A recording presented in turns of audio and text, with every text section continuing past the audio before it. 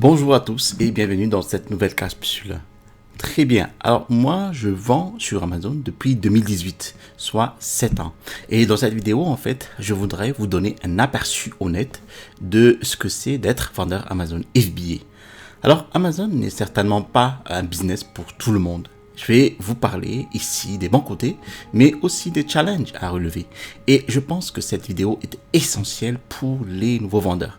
Il y a tellement d'éléments liés de près à Amazon FBA que je voudrais que vous sachiez.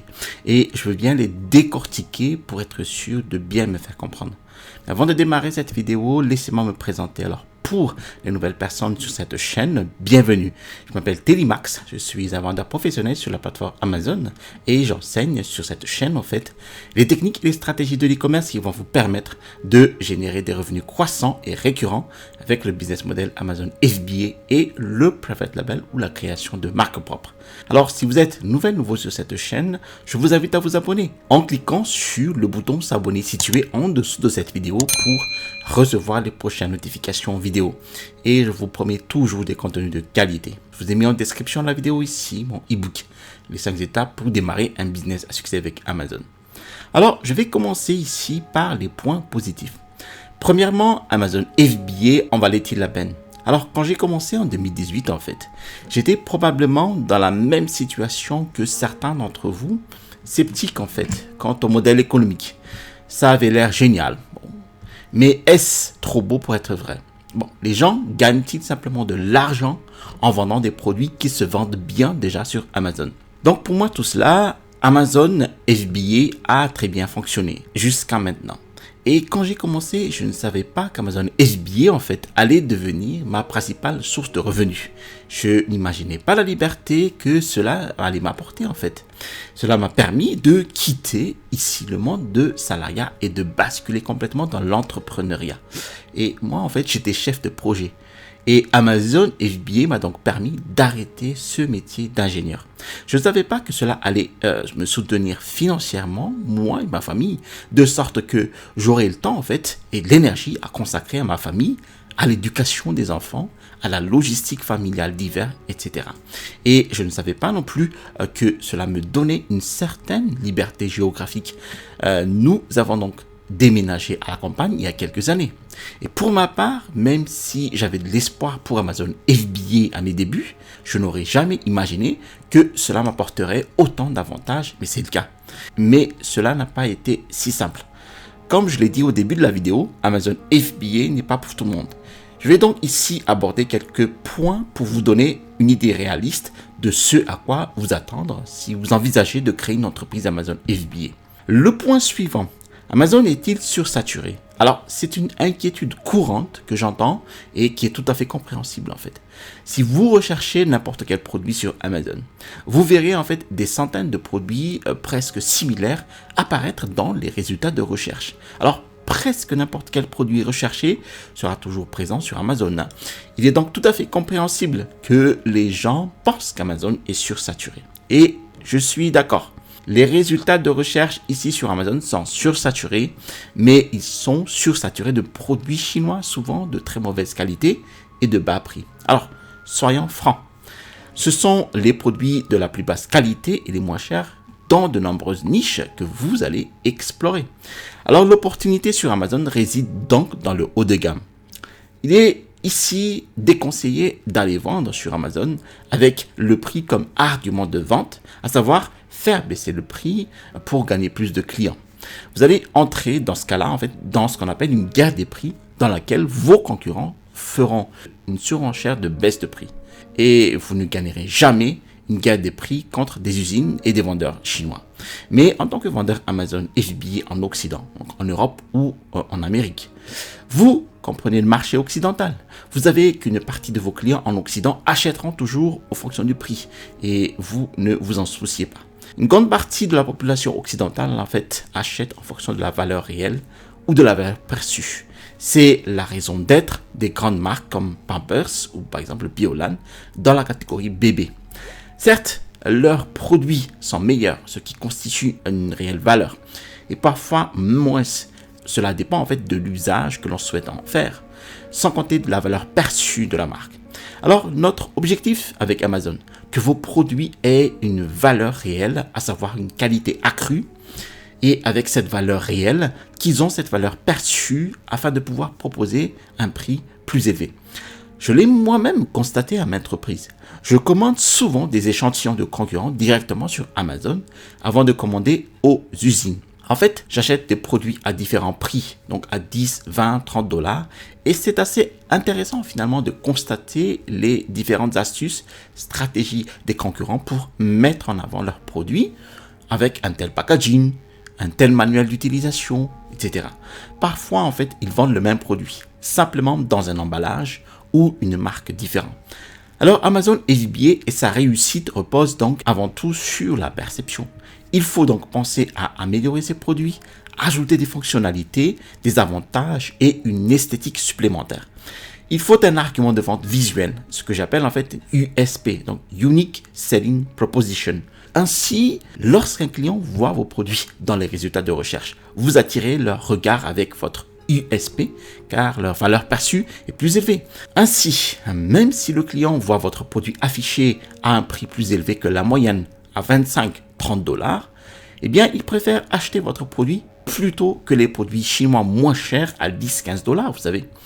Il existe beaucoup d'opportunités de niche avec d'énormes potentiels de vente dans lesquels vous pourriez aisément créer votre USP sur Amazon. Et ces opportunités de niche se renouvellent constamment suivant un cycle. Alors certes, le marché est saturé de produits bon marché de mauvaise qualité, mais il existe encore de nombreuses opportunités pour proposer des produits haut de gamme à plus forte valeur perçue. Alors, le point suivant que je souhaite aborder ici concerne le support vendeur et les problèmes de compte vendeur en général. Alors, ce bilan nous permet de parler en fait des difficultés personnelles que j'ai rencontrées ainsi que celles des personnes que j'ai accompagnées dans la vente sur Amazon. Et le sujet de support vendeur en fait revient parfois sur la table. Mes relations avec le support vendeur Amazon ont toujours été positives, concluantes. Mais pour certaines personnes que j'ai coachées, eh bien, ce support vendeur est aussi lamentable. Malgré l'excellent service client d'Amazon, la relation avec le support vendeur est vraiment choquante pour ces personnes-là. Elle est tellement mauvaise. En fait, il est difficile ici d'imaginer à quel point la relation est mauvaise sans l'avoir vécue. Alors, si vous commencez à vendre sur Amazon et que vous rencontrez des problèmes, sachez que je suis à vos côtés pour vous aider, entre autres, à établir une connexion saine avec le support vendeur Amazon. Certaines personnes ont eu une expérience particulière avec le support vendeur. Il leur envoie en fait des réponses préétablies. Les informations qu'il leur donne sont erronées. Et dans ce cas-là, il faudrait considérer le support vendeur comme un simple chauffeur. Il faudrait lui donner les bons mots-clés et les bonnes instructions pour obtenir les résultats escomptés. Alors ne les considérez donc pas comme un simple support, mais plutôt comme des personnes que vous devez orienter et qui vous indiqueront en fait les bons mots-clés et vous permettront d'obtenir le résultat souhaité. Alors concernant les problèmes de compte vendeur, lorsque j'ai commencé à vendre sur Amazon, eh bien, j'ai lu beaucoup d'histoires alarmistes de personnes dont le compte vendeur et les fiches produits avaient été suspendus.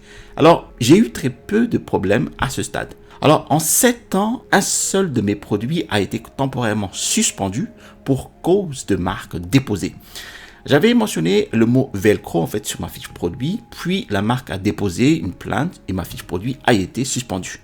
Mais je n'ai eu aucun problème de suspension de compte. Et ces dernières années, grâce au renforcement de contrôle de la propriété des marques par Amazon, je n'ai pratiquement plus eu de problème de piratage. Alors la situation est donc bien meilleure que je le pensais. Lorsque je consulte les forums et que je vois des personnes qui ont des problèmes de compte vendeur, c'est souvent parce qu'elles ont commis une erreur flagrante. Souvent leurs pièces d'identité, leurs coordonnées bancaires et les informations de l'entreprise ne correspondent pas ou ils ont commis une erreur en fait avec leurs produits.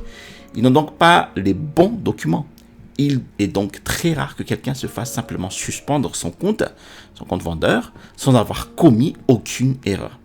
Il y a généralement une solution. L'une de mes plus grandes craintes, 7 ans plus tard, n'est plus aussi préoccupante que je le pensais à l'époque. Et quand les problèmes surviennent, à condition de prendre son temps, il ne faut pas se précipiter et réagir sous le coup de l'émotion. Et c'est une autre chose. ne devenez pas vendeur sur Amazon si vous êtes émotif. Il faut savoir gérer ses émotions, car vendre sur Amazon n'est pas une question d'équité. Il y aura des moments où les choses ne seront pas justes. Vous recevrez un avis négatif avec lequel, en fait, vous n'êtes pas d'accord. Ça arrivera. Vendre sur Amazon, c'est recevoir des avis négatifs. C'est inévitable. Il faut donc savoir le gérer et se dire, par exemple, très bien, je vais voir avec Amazon si je peux le supprimer. Bon, ou je vais augmenter mes ventes et mes avis clients. On va l'étouffer. Alors, quel que soit le problème, si vous êtes émotif, ne vous lancez pas sur Amazon FBA. Si vous arrivez à gérer cette émotion ou si vous apprenez à la gérer, vous avez de grandes chances de réussir sur Amazon. Alors, le point suivant que je souhaite aborder ici est le plus important changement sur Amazon depuis mes débuts en 2018. Alors, Amazon est ici devenu un système de paiement à la carte. Alors, qu'est-ce que j'entends par là? En 2018, en fait, on pouvait lancer un produit sur Amazon. Peut-être utiliser un peu de PPC, donc paiement par clic, c'est le nom de la publicité interne sur Amazon. Alors, voilà, on pouvait être bien classé avec le peu de PPC, commencer à générer des ventes organiques. Mais aujourd'hui, Amazon a réalisé l'importance du PPC. Ainsi, pour la plupart des produits, vous allez utiliser le PPC quasiment en permanence pour lancer le produit et maintenir votre classement organique dans les résultats de recherche. Il ne s'agit donc plus seulement d'avoir assez d'argent pour acheter du stock. Il faut aussi prévoir un budget pour le PPC. Ce qui m'amène en fait au point suivant. Amazon FBA nécessite souvent plus de budget qu'on le pense.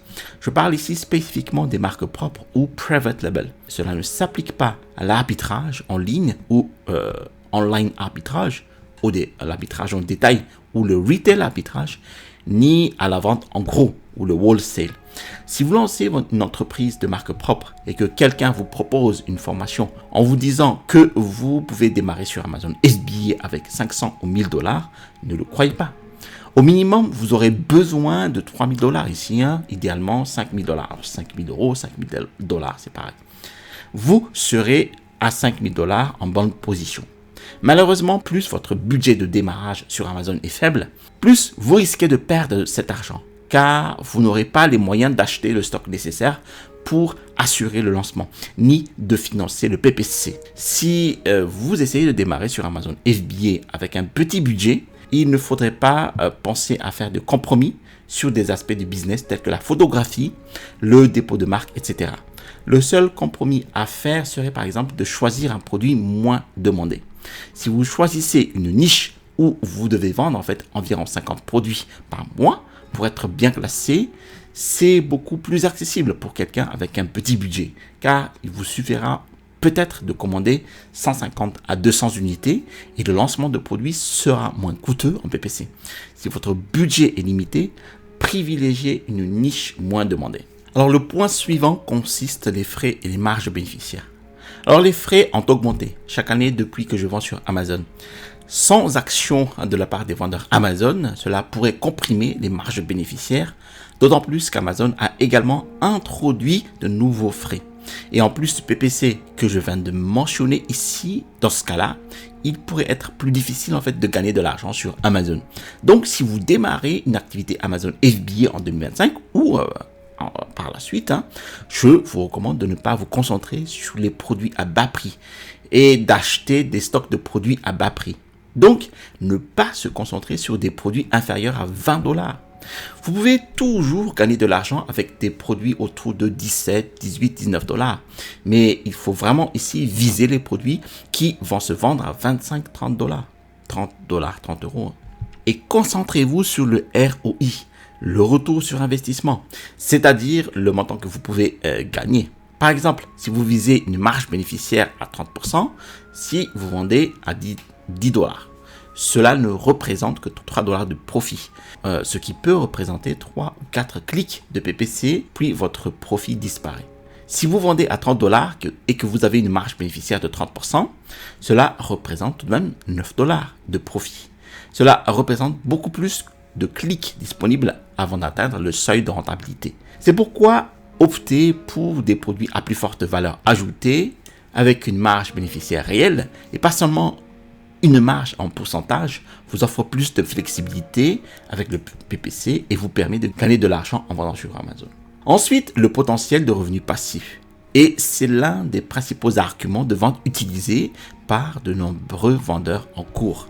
Vous lancez une entreprise Amazon FBA. Pouvez-vous générer des revenus passifs avec Amazon FBA? Alors, il y a beaucoup de travail en amont. Il faut se renseigner pour bien comprendre le modèle économique.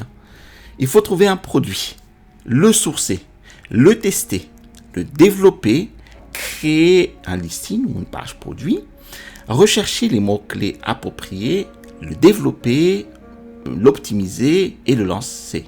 D'accord? Cela demande beaucoup de travail et de temps, mais une fois lancé, les revenus d'un produit peuvent devenir très passifs. Alors, pour certains de mes produits, je ne consacre que 1 à 2 heures par semaine. C'est le peu de temps qu'on peut consacrer à un produit déjà établi. Il y a donc un potentiel de revenus passifs, mais il y a certainement du travail en amont. Je pense donc que c'est un compromis ici plutôt équitable. Alors, en faisant ce travail en amont, du coup, on peut ensuite gagner des milliers de dollars, vous avez des milliers d'euros-dollars par mois avec ces produits-là, en seulement 1 à 2 heures de travail hebdomadaire.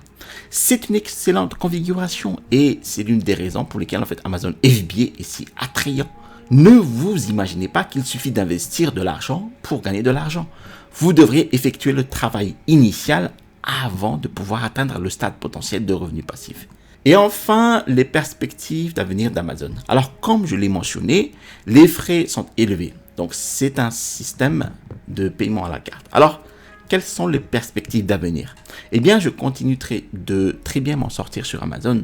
J'ai encadré des centaines de personnes ces 7 dernières années. Et toutes celles que j'accompagne jusqu'à présent réussissent et trouvent des produits. Le potentiel est donc ici encore très présent. En Occident, 50% des acheteurs en ligne utilisent Amazon et la plupart de ces personnes sont membres Prime actifs. Ils payent pour être clients d'Amazon. Ils payent pour être vos clients. Plus de 60% des produits vendus sur Amazon ne sont pas vendus par Amazon lui-même. Ils sont vendus par des vendeurs tiers comme moi et espérons-le comme vous si vous décidez de créer une activité Amazon FBA. Le potentiel est donc énorme.